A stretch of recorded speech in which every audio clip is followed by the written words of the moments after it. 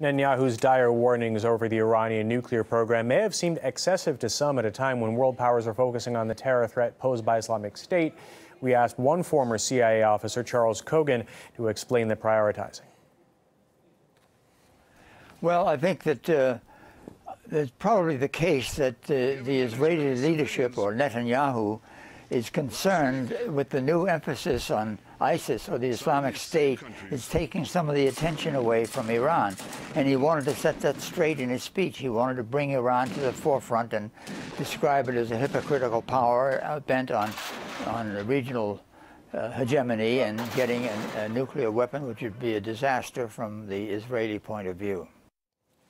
In his speech, Netanyahu also touched on the devastating conflict between Israel and Gaza that raged throughout most of the summer, defending Israel's operation and condemning Hamas for using human shields. We asked Kogan how legitimate the prime minister's claims are.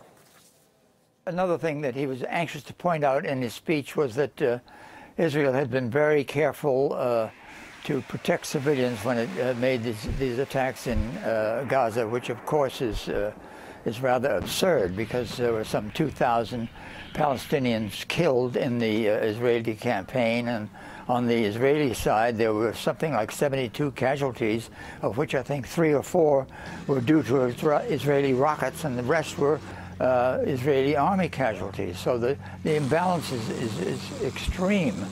And to say that Hamas invited attacks on Palestinians is an overstatement.